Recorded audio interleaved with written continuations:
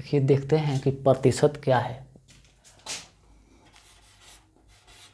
प्रतिशत यानी परसेंटेज। देखिए पहले हम प्रतिशत को डिफाइन कैसे करेंगे, उसको परिभाषित कैसे करेंगे कि वास्तव में प्रतिशत है क्या। देखिए प्रतिशत का परिभाषा उसके नाम में ही छुपा है। क्या लिखा है? प्रतिशत। यानी कहने का मतलब यह है कि प्रत्येक 100 में कितना, उतना ही परसेंट। जैसे 100 में तो कितना, 100 में 20। 100 में 20 का मतलब क्या हुआ? 20%। 100 में 20 का मतलब क्या हुआ? 20%। 100 में 40। 100 में 40 का मतलब क्या हुआ? 40%। और भी एग्जाम्पल लेते हैं। जैसे 100 में 30 का मतलब क्या हुआ? 30%। अच्छा एक बात बताइए हमको, यदि इसी 20 को यदि हम फ्रैक्शन में बदलते हैं, इसी 20% को यदि हम फ्रैक्शन में चेंज करते हैं तो क्या आएगा? देखिए नियम क्या होता है, यदि परसेंट को हम हटाते हैं तो क्या होता है? नीचे 100 आता है। क्या आता है? नीचे 100 आता है। नीचे 100 आता है। जैसे हम परसेंट को हटाएंगे नीचे क्या आएगा? 100 आएगा। जैसे 25%। 25% क्या है? जैसे हम इसको 25 के पास से परसेंट को हटाएंगे नीचे क्या आएगा हमारा? 100 आएगा। यानी कहने का मतलब यह है कि जहाँ परसेंट हटा 100 आकर सटा। जहाँ परसेंट हटा 100 आकर सटा। अच्छा एक बात बताइए हमको, यदि हम कहते हैं यदि इसी 20/100 को, यदि हम इसी 20/100 को यदि इसको हम फ्रैक्शन में चेंज करते हैं तो क्या होगा? 1/5 आएगा। कितना आएगा? 1/5 आएगा। अच्छा यहाँ से हमको साफ साफ पता चल चुका है कि 20% और 1/5 में कोई फ़र्क नहीं है। क्या है? 20% और 1/5 में कोई फ़र्क नहीं है। यदि हम कहते हैं कि 40 का 20% क्या होगा, 40 का 20% क्या होगा? तो सिंपल सा बात है, 40 का 20%, 40 का हम 20% निकालेंगे तो 20 के परसेंट हटाएंगे तो नीचे 100 आएगा। ये 2 जीरो से 2 जीरो काट देंगे, हमारा कितना आएगा? 8 आएगा। Very good. अच्छा उसके बाद हम देखते हैं यदि इसी 40 का यदि हम 1/5 भाग निकालते हैं तभी हमारा 8 ही आएगा। यानी यहाँ से साफ साफ पता चल चुका है कि 20% और 1/5 में कोई फ़र्क नहीं है। बस फ़र्क इतना ही है कि ये परसेंट में है और ये फ्रैक्शन में है। दोनों का वैल्यू एक दूसरे के बराबर है। इसी को फ्रैक्शन वाली वैल्यू कहेंगे और इसी का हम परसेंट वाला वैल्यू कहेंगे। चलिए इसके आगे हम देखते हैं। अच्छा यदि हम इसी फ्रैक्शन वाले वैल्यू को, ठीक है, यदि हम इसी फ्रैक्शन वाले वैल्यू को यदि हम फिर परसेंट में चेंज करना चाहें तो क्या करेंगे? हम 100 से गुना कर देंगे। क्या कर देंगे? 100 से गुना कर देंगे। क्या होगा? 20/100 यानी फिर हमारा कितना आ गया? 20%। बात वही हुआ। चलिए इसके आगे देखते हैं।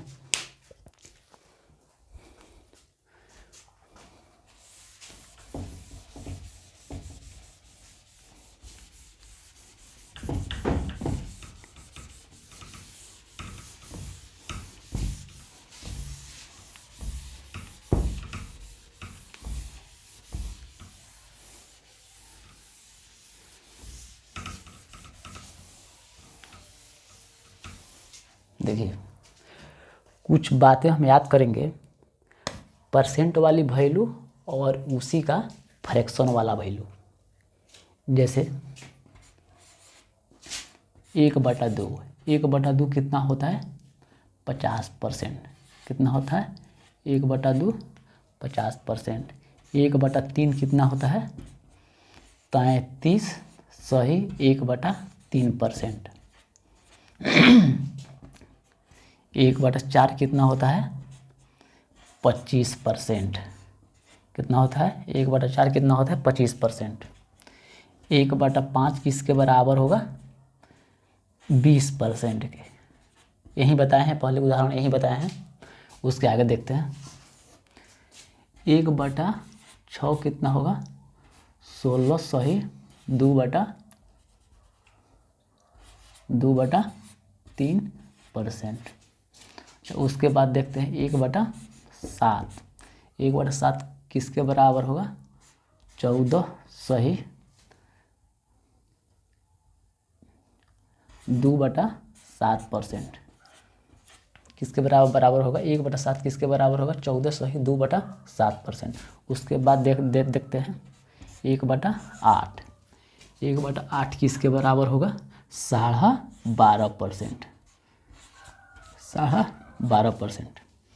अच्छा, उसके बाद देखते हैं 1/9 किसके बराबर होगा 11 सही 1/9%। 1/10 किसके बराबर होगा 10%। इसके आगे देखते हैं 1/11 किसके बराबर होगा 9 सही 1/11%। 1/12 किसके बराबर होगा 8 सही 1/3%। 1/20, 1/20 किसके बराबर होगा 5%। अच्छा, उसके अलावा कुछ ऐसे हैं जिसको जो याद करने वाला नहीं है, इतना ही के द्वारा हम बहुत कुछ निकाल सकते हैं। लेकिन दो और इम्पोर्टेंट है इसमें। 4 सॉरी गलत,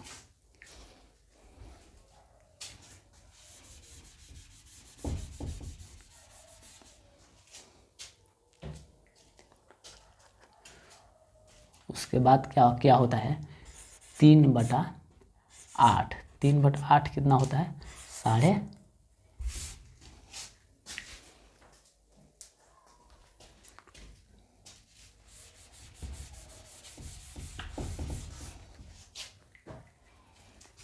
उसके बाद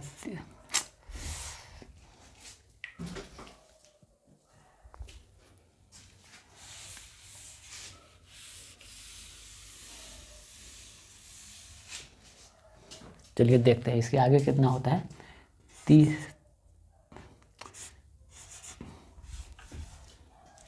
इधर लिख देते हैं। उसके बाद कितना होता है 3/8, 3/8 कितना होता है 37.37%। उसके बाद एक और होता है, क्या होता है वो होता है 4/7 होता है। कितना होता है 4/7, 4/7 होता है परसेंट में 57 सही 1/7%। देखिए, ये सबसे इम्पोर्टेंट चीज़ है। यदि इसको हम याद कर लेते हैं तो हमारा लगभग समझिए कि 50% और अर्थमेटिक हमारा कंट्रोल हो जाएगा, क्योंकि इसी पर 50% अर्थमेटिक हमारा डिपेंड करता है।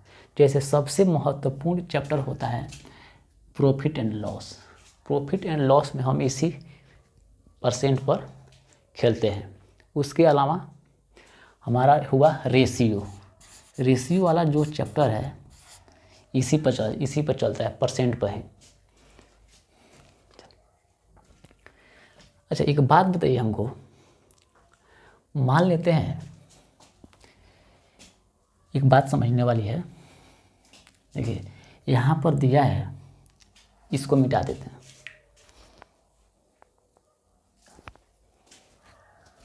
इसको मिटा देते हैं।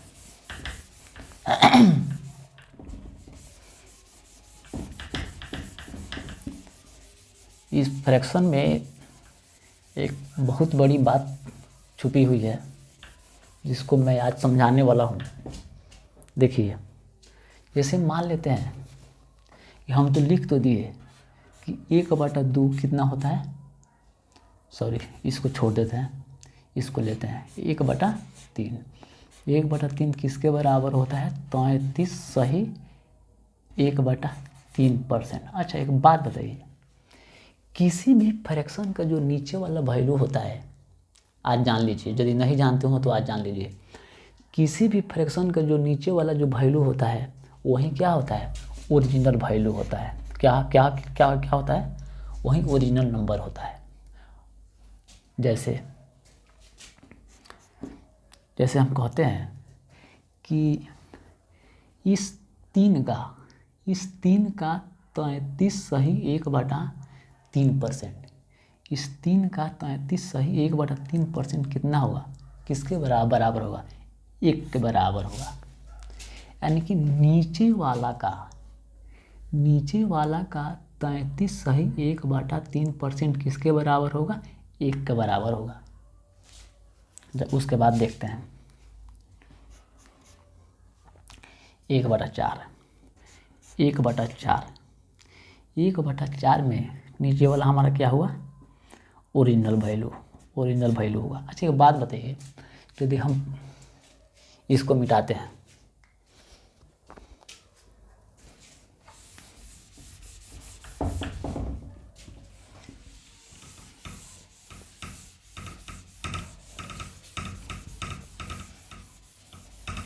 परसेंट समझ गए तो समझ लीजिए कि 5-6 चैप्टर ऑटोमेटिक आपका तैयार हो गया।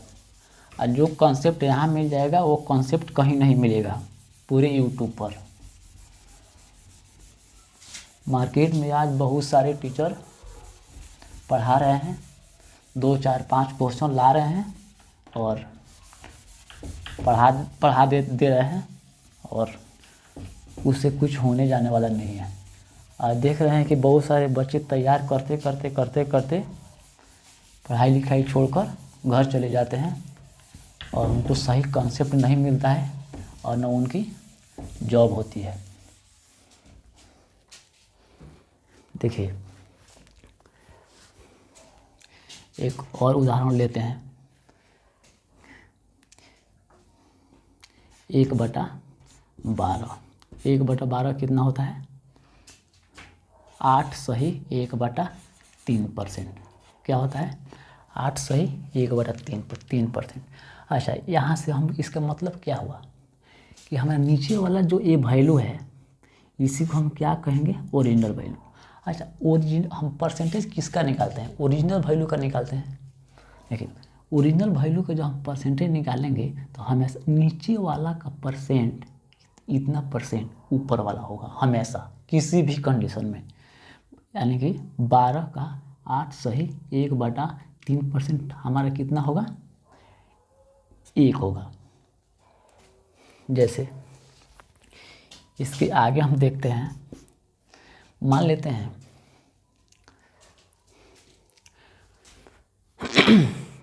जैसे मान लेते हैं कि हम किसी वस्तु को मान लेते हैं हम कि किसी वस्तु का क्रय मूल्य, sorry selling price, cost price कितना है?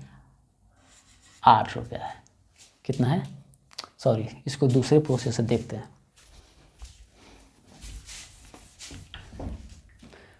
मान लेते हैं कि किसी वस्तु के कॉस्ट प्राइस और सेलिंग प्राइस में जो रेशियो है, कॉस्ट प्राइस और ratio selling price, cost price और सेलिंग प्राइस में रेशियो कितना है? 8/4 का। कितना है? 8/4 का। यानी कि कहने का मतलब ये है कि मान लेते हैं कि किसी वस्तु को हम 8 रुपया में खरीदे। कितना में खरीदे? 8 रुपया में खरीदे और 4 रुपया में बेच दिए। कितना में खरीदे? 8 रुपया में खरीदे और 4 रुपया में बेच दिए। तो यहाँ पर हमको क्या हो रहा है? हानि हो रहा है। क्या हो रहा है? लॉस हो रहा है। तो कितने का लॉस हो रहा है? 2 रुपये, सॉरी 4 रुपये का। कितने का हो रहा है? 4 रुपये का लॉस हो रहा है। तो देखिए हम करते क्या है कि हम जब हम परसेंट निकालते हैं तो एक्चुअल वैल्यू जो होता है कॉस्ट प्राइस होता है, यानी कॉस्ट प्राइस पर ही हम लाभ या हानि परसेंट को फाइंड आउट करते हैं। तो हमारा लाभ कितना है, सॉरी हानि कितना है? 4 है, और नीचे कितना है? 8 है। कितना है? 8 है। तो इसको हम कट कर देंगे, कट करेंगे तो कितना आएगा? 1/2। यानी कि कहने का मतलब ये है कि यहाँ पर हानि उसको कितना आ गया? 1/2। अच्छा, 1/2 का मतलब क्या हुआ? यदि हम इसको हम परसेंट में चेंज करते हैं, परसेंट में चेंज करने का मतलब क्या होता है? 100 से गुना। इसको कट करेंगे तो हमारा कितना आ जाएगा? 50%। ठीक, कितना आ जाएगा? 50%। एक दूसरा, एक बात और समझिए,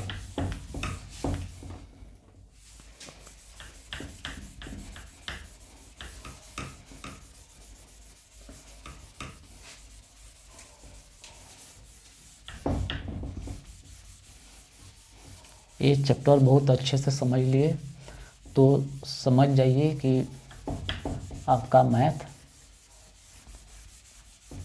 लगभग सही हो जाएगा।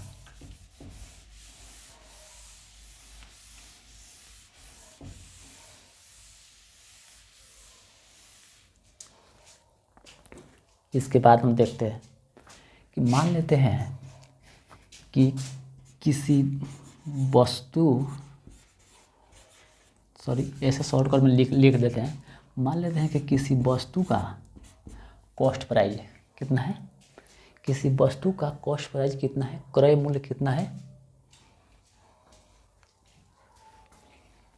किसी वस्तु का कॉस्ट प्राइस मान लेते हैं 100 है। कितना है? किसी वस्तु का कॉस्ट प्राइस कितना है? 100 है। अच्छा, यदि हम उसको 16.2/3% लाभ पर बेचते हैं, प्रॉफिट पर क्या करते हैं? उसको बेच देते हैं। यदि किसी वस्तु का क्रय मूल्य 100 रुपया है और उस वस्तु को 16.2/3% लाभ लेकर बेच देते हैं। देखिए 16.2/3% का मतलब क्या हुआ? 1/6। 1/6। अच्छा, 1/6 से हमें क्या पता चलता है? 1/6 से यदि हम लाभ प्रतिशत निकालते हैं तो क्या करते हैं? लाभ बटा क्रय मूल्य। क्या करते हैं? क्रय मूल्य गुने 100, यही निकालते हैं ना। तो यहाँ से हमको साफ साफ पता चलता है कि यदि इतना परसेंट लाभ हुआ है, इतना परसेंट लाभ हुआ है, यदि इस परसेंट को यदि हम फ्रैक्शन में चेंज करते हैं, किए हैं, तो इतना आया है। यानी इस यहाँ कहने का मतलब क्या है कि नीचे वाला जो वैल्यू है, यहाँ जो नीचे वाला जो वैल्यू है, ये क्या है? यही होगा हमारा कॉस्ट प्राइस। क्या होगा? Cost price. हाँ, अब जो हम बात समझाने वाले थे, आप कहिएगा कि सर चले गए प्रॉफिट एंड लॉस में, लेकिन प्रॉफिट एंड लॉस का बात तो है, लेकिन मैटर है, लेकिन रही बात कि हम इसको इसलिए ले गए कि किसी बात को हम आप लोगों को समझाना चाहते हैं। यदि हम इसी यदि इस 6 के 16.2/3% निकालेंगे तो 1 आएगा। निकाल कर देख लीजिएगा। यदि इस 6 के 16.2/3% हम निकालेंगे तो कितना आएगा? 1 आएगा। अच्छा, यानी कहने का मतलब क्या है? यदि क्रय मूल्य 1 रुपया हो, सॉरी यदि क्रय मूल्य 6 रुपया होता तो लाभ हमारा कितना होता? 1 रुपया होता। यदि क्रय मूल्य 6 रुपया होता तो लाभ कितना होता? 1 रुपया होता। ठीक है। यदि क्रय मूल्य 6 रुपया है, क्रय मूल्य यदि 6 रुपया है तो लाभ कितना? 1 रुपया। तो उसका विक्रय मूल्य कितना होगा? 7 रुपया होगा। कितना होगा? विक्रय मूल्य कितना होगा? 7 रुपया। अच्छा, यहाँ क्वेश्चन में देख रहे हैं कि हमको कॉस्ट प्राइस क्रय मूल्य दे दिया है। क्रय मूल्य कितना दिया है? दे दिया है। क्रय मूल्य 6 ना होकर ये तो कटेगा नहीं, ठीक है। इसको हम 60 कर देते हैं, अरे समझाने के लिए ताकि जल्दी से कट जाए। कितना दिया है? क्रय मूल्य 6 दिया है, लेकिन क्रय मूल्य क्वेश्चन में 6 नहीं है, कितना है? 60 है। कितना है? 60 है। इस 6 से कितना गुना? 10 गुना। कितना है? 10 गुना। यदि क्रय मूल्य, देखिए ये है एक्चुअल वैल्यू, ये भी क्रय मूल्य है, लेकिन ये रेशियो वाला वैल्यू है। ये है एक्चुअल, तो रेशियो वाले से हम एक्चुअल वाले को कंपेयर कराएंगे, कितना गुना है। यदि ये जितना गुना होगा उतना ही गुना लाभ होगा, उतना ही गुना विक्रय मूल्य होगा। तो कितना है? 10 गुना है। तो इसीलिए हमारा क्या होगा? यदि हम विक्रय मूल्य निकालते हैं तो विक्रय मूल्य भी हमारा कितना होगा? 10 गुना होगा, यानी कि 70 रुपया होगा। यदि हम हानि भी निकालते हैं, सॉरी लाभ निकालते हैं, तो ये भी कितना होगा? 10 गुना, यानी कि 10 रुपया। यानी कि सबसे बड़ी बात है इसको समझना। एक बार और रिपीट कर देते हैं। जैसे क्या लेते हैं? 1/9 लेते हैं। यहाँ देखते हैं, जैसे लेते हैं हम, सॉरी 1/9। बार बार इसको समझाते रहें ताकि सही से कॉन्सेप्ट मजबूत हो जाए आप लोगों का। 1/9 है। 1/9 का मतलब क्या हुआ? 11 सही 1/9%। फिर इसको एक बार और देख लीजिए गौर से। 11/1/9% का मतलब क्या हुआ? देखिए इस 9 का, ये जो नीचे फ्रैक्शन वाले वैल्यू में जो नीचे हो जो हर दिख रहा है, इस हर का 11 सही 1/9% 1 के बराबर होता है। यानी कि नीचे वाले का इतना परसेंट हमेशा क्या होता है? ऊपर वाला होता है, ठीक है।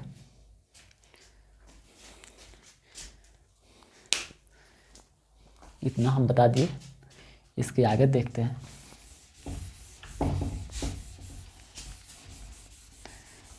देखिए बाबू, आजकल जो है कंसेप्ट देना सबसे ज़्यादा मैटर करता है।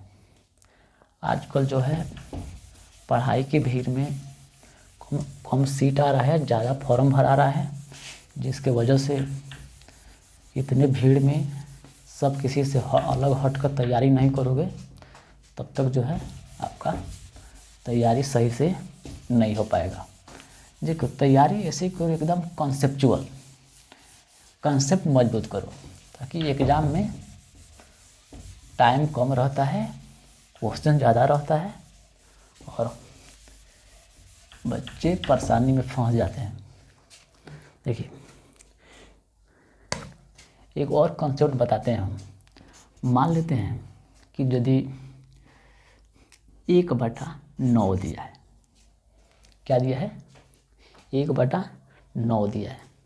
यदि 1/9 यदि 11 सही 1/9% होता है, ठीक। यदि बाई चांस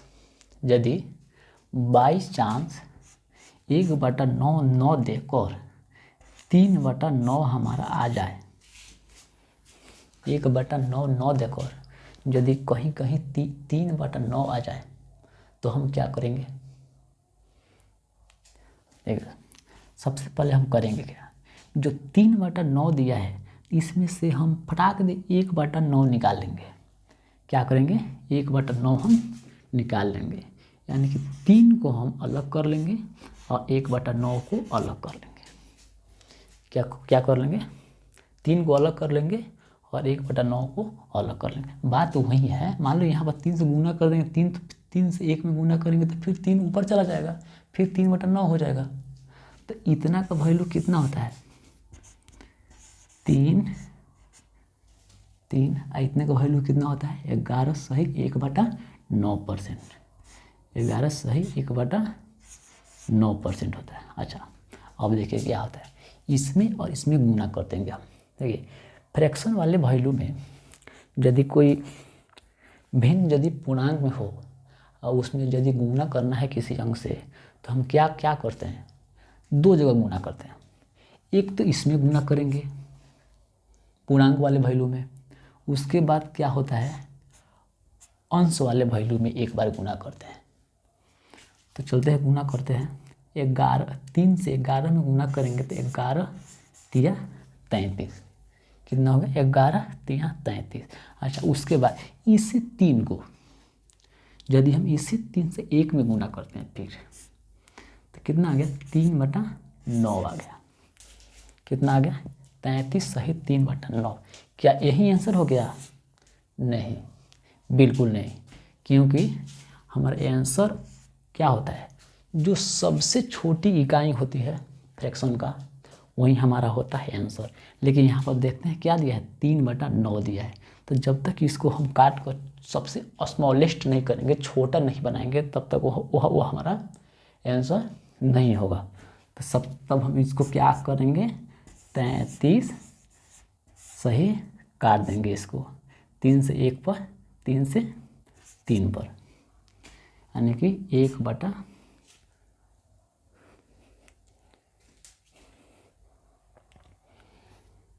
यानी कि 1/,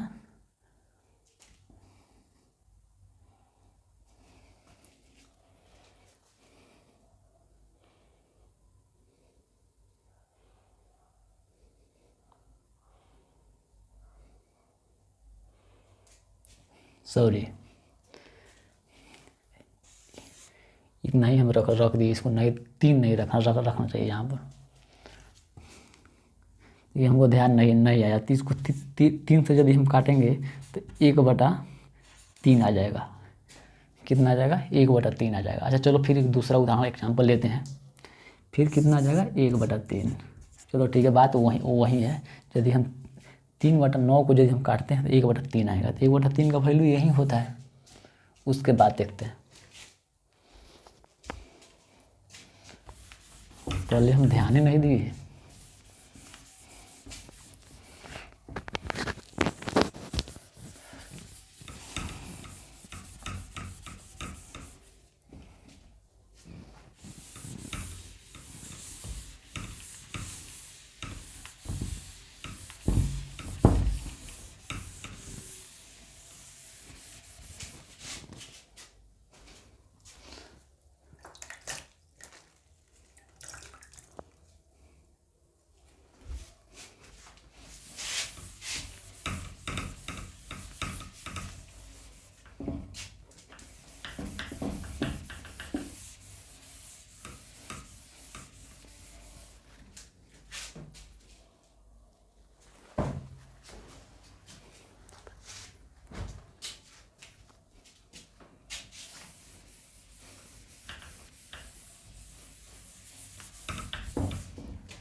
चलो इसके आगे देखते हैं।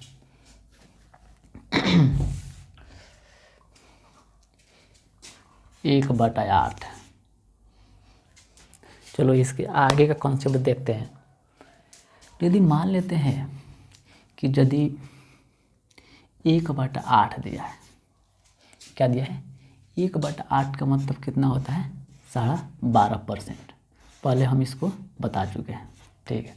यदि यहाँ पर 1/8 9 देकर यदि हमारा फ्रैक्शन देखिए, यदि कोई कहता है 1/8 का फ्रैक्शन कितना होगा, फटाक से बता दो, क्योंकि 12 से 1/2%। यदि 1/8 की जगह पर 3/8 दे देता है, 1/8 की जगह पर 3/8 रख दिया जाए, यदि इसको फ्रैक्शन में बदलना हो तो क्या करोगे या तो इसमें 100 से गुना करोगे, 3/8 में क्या करोगे 100 से गुना करोगे, बहुत बड़ा झमेला हो जाएगा। तो उससे अच्छा है, इतना का वैल्यू तो हमको मालूम है, तो क्या करेंगे सबसे पहले हम इसमें से 1/8 हम निकालेंगे। इसमें और इसमें कोई फ़र्क है? कोई फ़र्क नहीं है। फिर इस 3 को हम 1 में गुना कर देंगे तो फिर हमारा 3/8 वापस आ जाएगा, ठीक है। यदि इस 3 वाले 1/8 के वैल्यू को हम यहाँ पर पुट कर देते हैं, कितना 12 सही 1/2%, 12 सही 1/2%। अच्छा इसका मतलब क्या हुआ यदि हम पूर्णांक वाले वैल्यू में किसी एक अंक से हम गुणा करते हैं तो उस अंक से हम पूर्णांक वाले वैल्यू में 2 बार गुणा करते हैं। कहाँ कहाँ गुणा करते हैं? एक तो पूर्णांक वाले वैल्यू में गुणा करेंगे, एक बार अंश वाले अंक में गुणा करेंगे। ठीक है, तो हम क्या करते हैं, 12 तिहाई 36 क्या हो गया, 3 बरहियाँ 36। अच्छा, और इस 3 में एक बार ऊपर गुणा करेंगे। क्या करेंगे? इस 3 में एक ऊपर गुणा करेंगे, 3/2%, यानी कि यही हो गया हमारा आंसर। यानी कि 3/8 का यदि हम परसेंट में बदलेंगे तो हमारा कितना आएगा, 36 सही 3/2%। लेकिन नहीं, देखो सबसे पहले हम करते क्या है कि आंसर क्या होता है, सबसे छोटा टर्म जो होता है वही आंसर होता है। देखिए अब यहाँ पर जो है ऊपर 3 है, ऊपर 3 दिख रहा है और नीचे क्या दिख रहा है, 2 दिख रहा है। ये कटेगा ना, ये आंसर होगा? कभी नहीं होगा, क्योंकि सबसे छोटा टर्म जो होता है वही हमारा आंसर होता है। तो इसको हम क्या करेंगे, 36 सही इस 3 को 2 से भाग देंगे, इस 3 में 2 से क्या करेंगे, भाग देंगे। तो कितना बार में जाएगा, 3 2 एकम 2, एक बार में जाएगा 36 सही 1/2, यानी कि कितना आ जाएगा, 36 और 1 37, 1/2%। अच्छा एक बात बताइए हमको, यहाँ पर हम 36 + 1/2% हम क्यों लिख दिए? ऐसा इसलिए लिख दिया। अच्छा चलिए ठीक है, इसको हम अगले वीडियो में बताएंगे। तब तक हम आप लोगों से यही कहेंगे कि इस कॉन्सेप्ट यदि सही से समझ में आ रहा हो तो इस वीडियो को चैनल को सब्सक्राइब कर लीजिए और बेल आइकन को दबा दीजिए और किसी ग्रुप में छोड़ दीजिए ताकि वीडियो का थोड़ा रीच मिल जाए। ये नहीं कि यदि हमारे चैनल को आप लोग सब्सक्राइब कर देंगे तो हमारी बॉडी बन जाएगी, हम बहुत बड़े आदमी बन जाएंगे, ऐसी कोई बात नहीं है। यदि हमारे चैनल को सब्सक्राइब करोगे तो थोड़ा मेरे चैनल का क्या होता है, एक अजीब सा रीच मिलता है, वीडियो थोड़ा दूर दूर तक जाता है। ठीक है, अब आगे हम नेक्स्ट वीडियो में हम आगे का कॉन्सेप्ट बताएंगे, यहीं से बताएंगे, फिर इसको हम समझाएंगे आगे कि आखिर ऐसा क्यों कर दिया हम। ठीक है, चलिए।